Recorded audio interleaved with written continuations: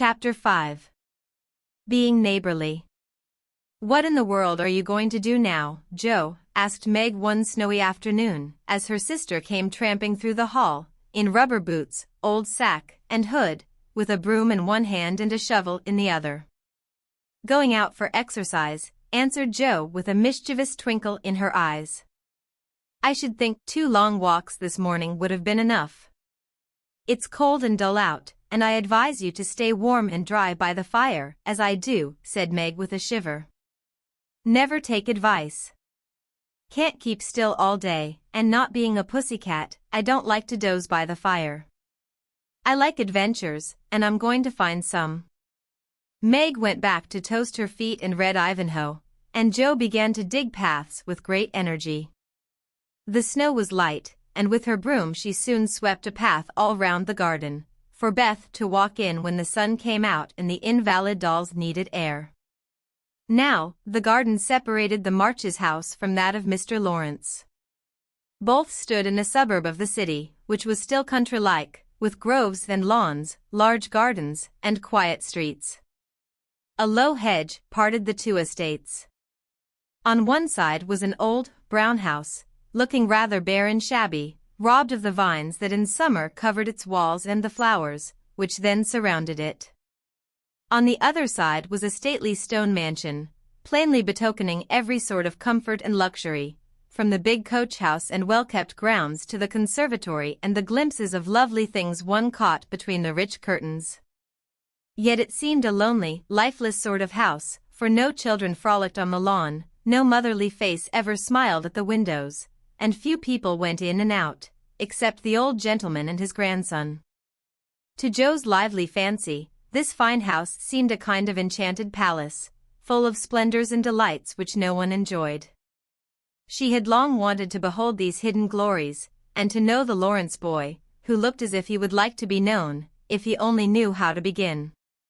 Since the party, she had been more eager than ever, and had planned many ways of making friends with him, but he had not been seen lately, and Joe began to think he had gone away, when she one day spied a brown face at an upper window, looking wistfully down into their garden, where Beth and Amy were snowballing one another. "That boy is suffering for society and fun," she said to herself. "His grandpa does not know what's good for him, and keeps him shut up all alone. He needs a party of jolly boys to play with, or somebody young and lively. I've a great mind to go over and tell the old gentleman so." The idea amused Joe, who liked to do daring things and was always scandalizing Meg by her queer performances. The plan of going over was not forgotten. And when the snowy afternoon came, Joe resolved to try what could be done. She saw Mr. Lawrence drive off, and then sallied out to dig her way down to the hedge, where she paused and took a survey. All quiet, curtains down at the lower windows, servants out of sight, and nothing human visible but a curly black head leaning on a thin hand at the upper window. "There he is," thought Joe, "poor boy. All alone and sick this dismal day. It's a shame. I'll toss up a snowball and make him look out, and then say a kind word to him." Up went a handful of soft snow, and the head turned at once, showing a face which lost its listless look in a minute, as the big eyes brightened and the mouth began to smile. Joe nodded and laughed, and flourished her broom as she called out, "How do you do? Are you sick?"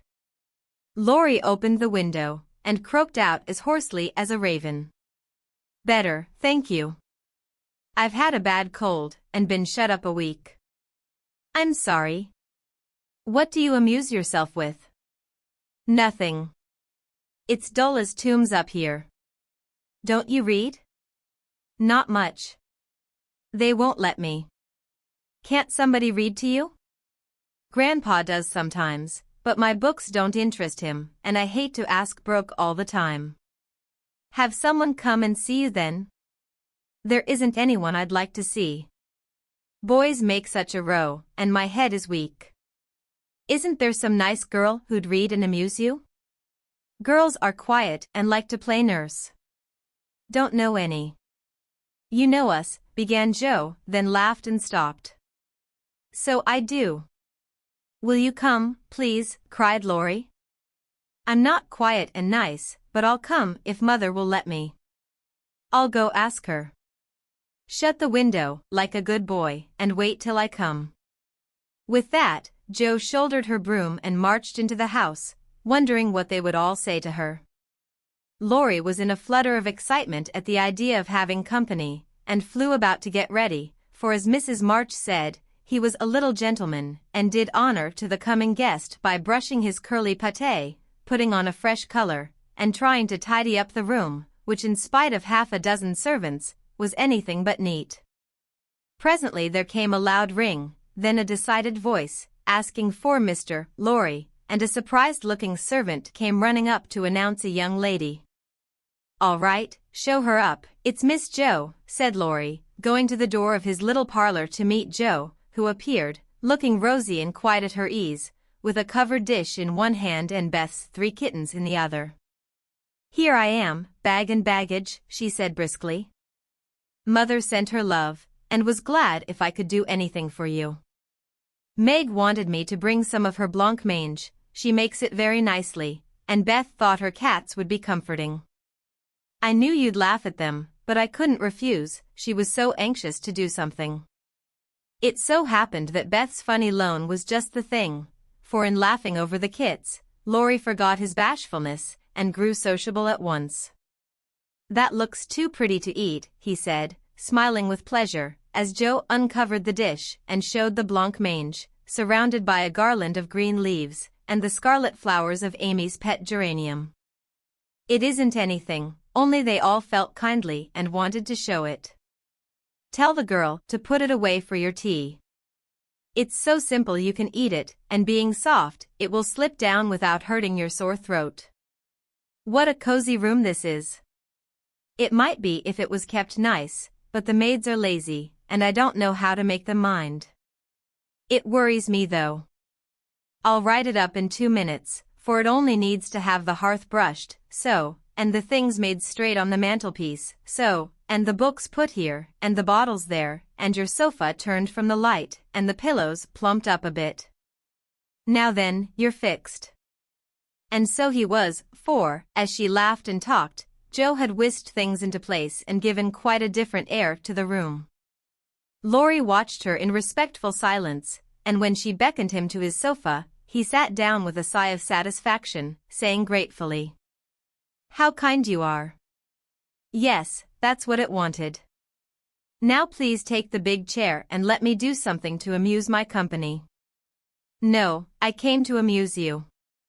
Shall I read aloud? And Jo looked affectionately toward some inviting books nearby. Thank you. I've read all those, and if you don't mind, I'd rather talk, answered Laurie. Not a bit. I'll talk all day if you'll only set me going. Beth says I never know when to stop. Is Beth the rosy one, who stays at home good deal and sometimes goes out with a little basket? Asked Laurie with interest. Yes, that's Beth. She's my girl, and a regular good one she is, too. The pretty one is Meg, and the curly-haired one is Amy, I believe? How did you find that out? Laurie colored up, but answered frankly, why, you see I often hear you calling to one another, and when I'm alone up here, I can't help looking over at your house, you always seem to be having such good times. I beg your pardon for being so rude, but sometimes you forget to put down the curtain at the window where the flowers are. And when the lamps are lighted, it's like looking at a picture to see the fire, and you all around the table with your mother. Her face is right opposite, and it looks so sweet behind the flowers, I can't help watching it. I haven't got any mother, you know. And Laurie poked the fire to hide a little twitching of the lips that he could not control. The solitary, hungry look in his eyes went straight to Jo's warm heart. She had been so simply taught that there was no nonsense in her head, and at 15 she was as innocent and frank as any child. Laurie was sick and lonely, and feeling how rich she was in home and happiness, she gladly tried to share it with him. Her face was very friendly and her sharp voice unusually gentle as she said, "We'll never draw that curtain any more, and I give you leave to look as much as you like. I just wish, though, instead of peeping, you'd come over and see us. Mother is so splendid, she'd do you heaps of good, and Beth would sing to you if I begged her to, and Amy would dance. Meg and I would make you laugh over our funny stage properties, and we'd have jolly times. Wouldn't your grandpa let you? I think he would, if your mother asked him. He's very kind, though he does not look so, and he lets me do what I like, pretty much, only he's afraid I might be a bother to strangers, began Laurie, brightening more and more. We are not strangers, we are neighbors, and you needn't think you'd be a bother. We want to know you, and I've been trying to do it this ever so long. We haven't been here a great while, you know, but we have got acquainted with all our neighbors but you. You see, Grandpa lives among his books, and doesn't mind much what happens outside. Mr. Brooke, my tutor, doesn't stay here, you know, and I have no one to go about with me, so I just stop at home and get on as I can. That's bad. You ought to make an effort and go visiting everywhere you are asked, then you'll have plenty of friends, and pleasant places to go to. Never mind being bashful. It won't last long if you keep going. Laurie turned red again, but wasn't offended at being accused of bashfulness, for there was so much goodwill in Joe it was impossible not to take her blunt speeches as kindly as they were meant. Do you like your school? Asked the boy, changing the subject, after a little pause, during which he stared at the fire and Joe looked about her, well pleased. Don't go to school, I'm a businessman, girl, I mean. I go to wait on my great-aunt, and a dear, cross old soul she is, too, answered Joe. Laurie opened his mouth to ask another question, but remembering just in time that it wasn't manners to make too many inquiries into people's affairs, he shut it again, and looked uncomfortable. Joe liked his good breeding, and didn't mind having a laugh at Aunt March, so she gave him a lively description of the fidgety old lady, her fat poodle, the parrot that talked Spanish, and the library where she reveled. Laurie enjoyed that immensely, and when she told about the prim old gentleman who came once to woo Aunt March, and in the middle of a fine speech, how Pole had tweaked his wig off to his great dismay, the boy lay back and laughed till the tears ran down his cheeks, and a maid popped her head in to see what was the matter. Oh, that does me no end of good. Tell on, please, he said, taking his face out of the sofa cushion, red and shining with merriment. Much elated with her success, Joe did tell on, all about their plays and plans, their hopes and fears for father, and the most interesting events of the little world in which the sisters lived. Then they got to talking about books, and to Joe's delight, she found that Laurie loved them as well as she did, and had read even more than herself. If you like them so much, come down and see ours. Grandfather is out, so you needn't be afraid, said Laurie, getting up. I'm not afraid of anything, returned Joe, with a toss of the head. I don't believe you are, exclaimed the boy, looking at her with much admiration, though he privately thought she would have good reason to be a trifle afraid of the old gentleman, if she met him in some of his moods. The atmosphere of the whole house being summer-like, Laurie led the way from room to room, letting Joe stop to examine whatever struck her fancy.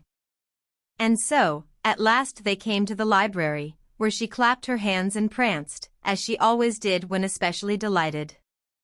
It was lined with books, and there were pictures and statues, and distracting little cabinets full of coins and curiosities, and sleepy hollow chairs, and queer tables, and bronzes, and best of all, a great open fireplace with quaint tiles all round it.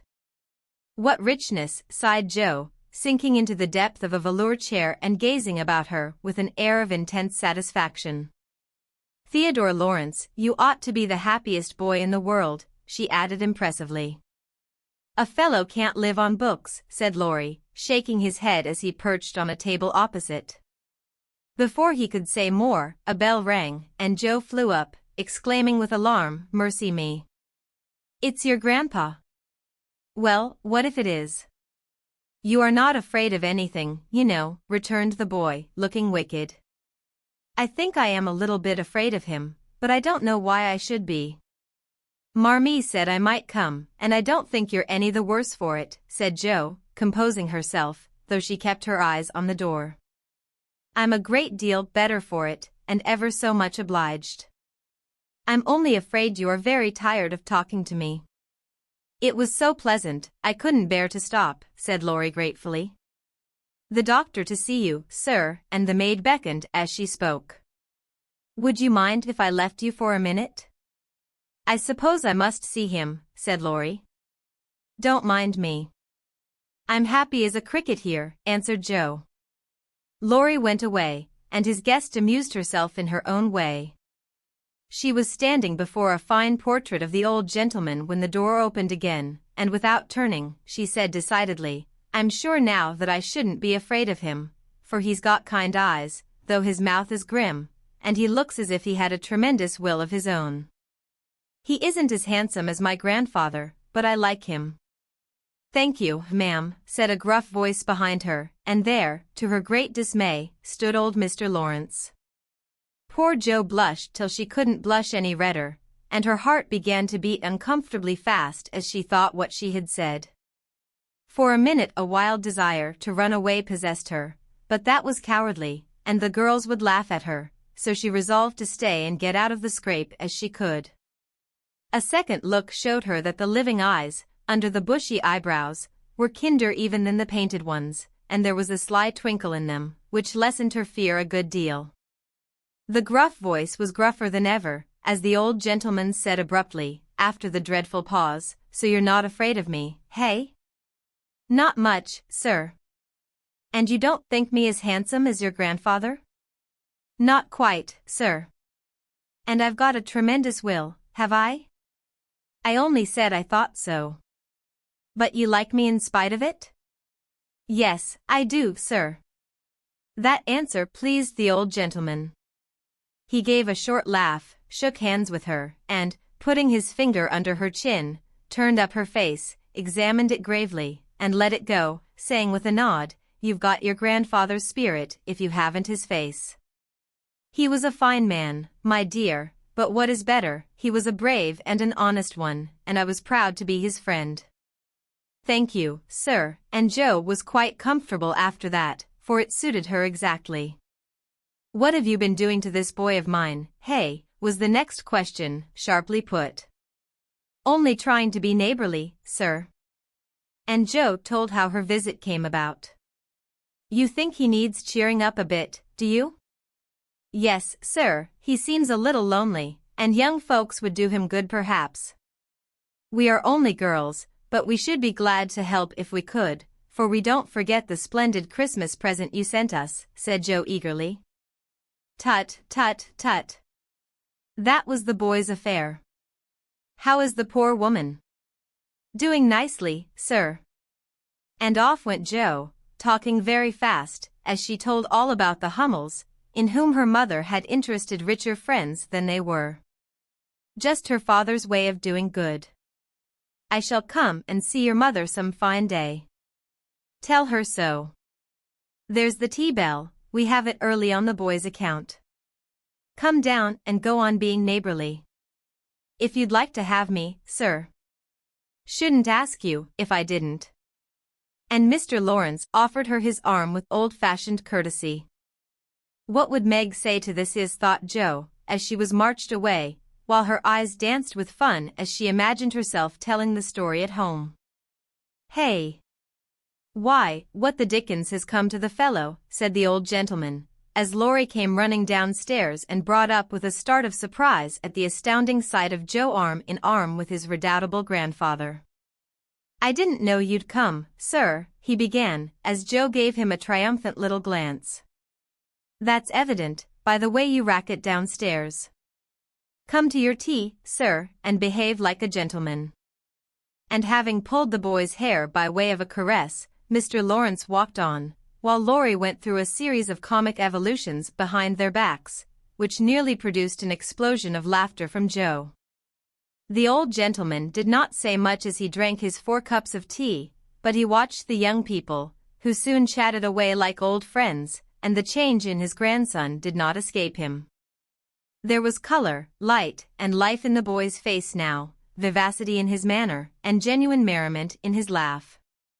"She's right," the lad is lonely. I'll see what these little girls can do for him, thought Mr. Lawrence, as he looked and listened. He liked Jo, for her odd, blunt ways suited him, and she seemed to understand the boy almost as well as if she had been one herself. If the Lawrences had been what Jo called prim and poky, she would not have got on at all, for such people always made her shy and awkward. But finding them free and easy, she was so herself, and made a good impression. When they rose she proposed to go, but Laurie said he had something more to show her, and took her away to the conservatory, which had been lighted for her benefit. It seemed quite fairy-like to Jo, as she went up and down the walks, enjoying the blooming walls on either side, the soft light, the damp sweet air, and the wonderful vines and trees that hung about her, while her new friend cut the finest flowers till his hands were full. Then he tied them up, saying, with the happy look Jo liked to see, "Please give these to your mother, and tell her I like the medicine she sent me very much." They found Mr. Lawrence standing before the fire in the great drawing-room, but Jo's attention was entirely absorbed by a grand piano, which stood open.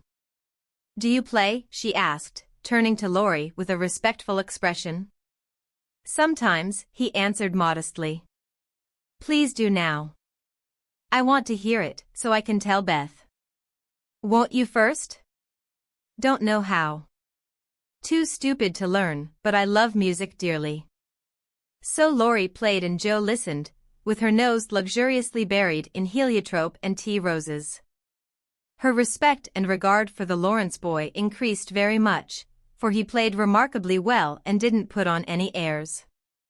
She wished Beth could hear him, but she did not say so, only praised him till he was quite abashed, and his grandfather came to his rescue. That will do, young lady. Too many sugar plums are not good for him.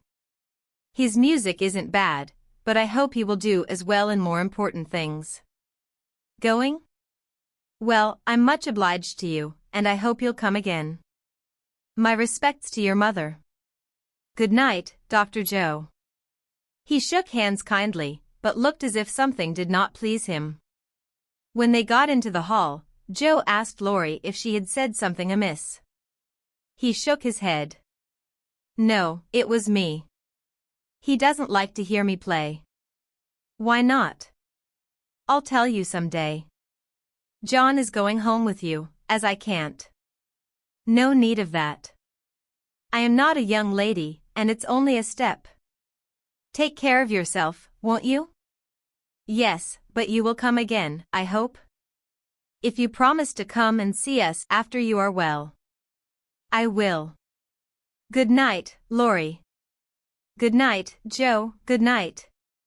When all the afternoon's adventures had been told, the family felt inclined to go visiting in a body, for each found something very attractive in the big house on the other side of the hedge. Mrs. March wanted to talk of her father with the old man who had not forgotten him, Meg longed to walk in the conservatory, Beth sighed for the grand piano, and Amy was eager to see the fine pictures and statues. "Mother, why didn't Mr. Lawrence like to have Laurie play?" asked Jo, who was of an inquiring disposition.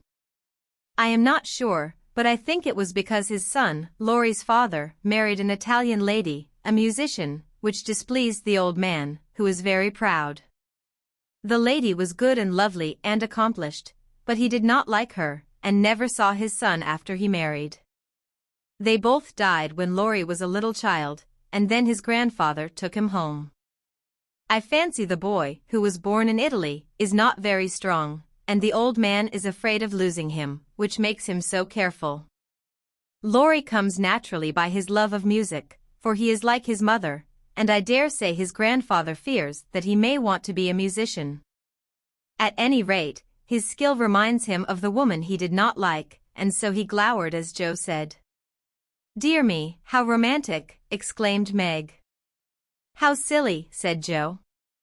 "Let him be a musician if he wants to, and not plague his life out sending him to college, when he hates to go. That's why he has such handsome black eyes and pretty manners, I suppose." "Italians are always nice," said Meg, who was a little sentimental. "What do you know about his eyes and his manners?" You never spoke to him, hardly, cried Joe, who was not sentimental. I saw him at the party, and what you tell shows that he knows how to behave. That was a nice little speech about the medicine mother sent him. He meant the blancmange, I suppose. How stupid you are, child. He meant you, of course. Did he? And Joe opened her eyes as if it had never occurred to her before. I never saw such a girl. You don't know a compliment when you get it, said Meg, with the air of a young lady who knew all about the matter.